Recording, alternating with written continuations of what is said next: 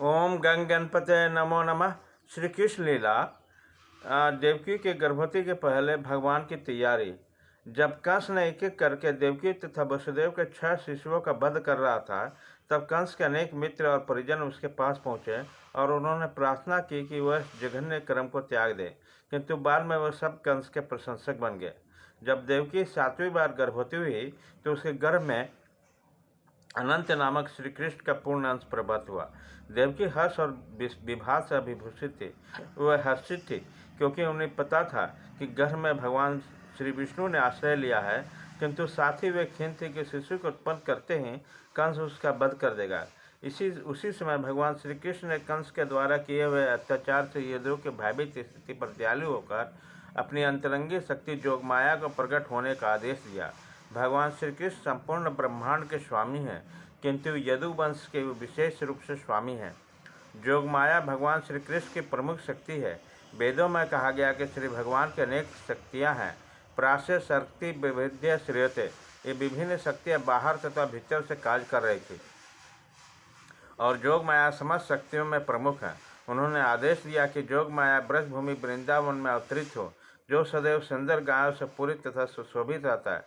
वसुदेव की एक पत्नी रोहिणी वृंदावन में राजा नंद और रानी यशोदा के घर में निवास कर रही थी।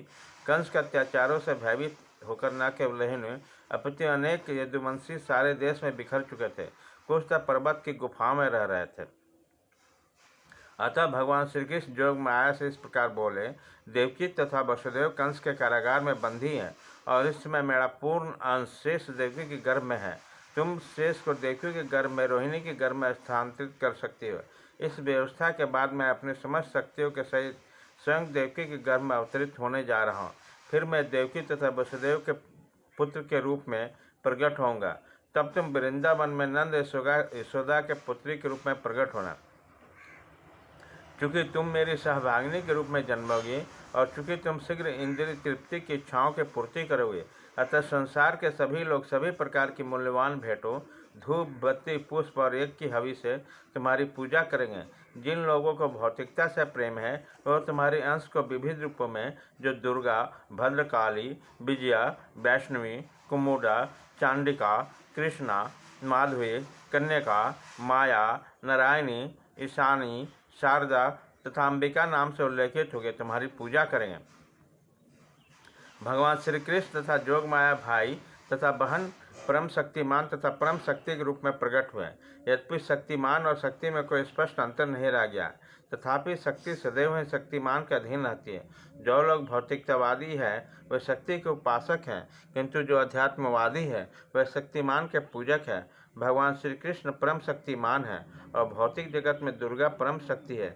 वास्तव में वैदिक संस्कृति में लोग शक्तिमान और शक्ति दोनों के एक साथ पूजा करते हैं। भगवान श्री विष्णु तथा देवी कैसे लाखों मंदिर हैं और कहीं कहीं तो इन दोनों के एक साथ पूजा की जाती है। शक्ति दुर्गा अथवा श्री कृष्ण की बहिरंगी शक्तियों को उपासक को सरलतापूर्वक सभी प्रकार की भौतिक सफलताएं प्राप्त हो सकती हैं, किंतु यदि कोई आध्यात्मिक दृष्टि से ऊपर उठना चाहता है तो उसे कृष्ण चेतना, कृष्ण के अनुसार शक्ति पूजा ही करनी चाहिए। भाग 1 खत्म।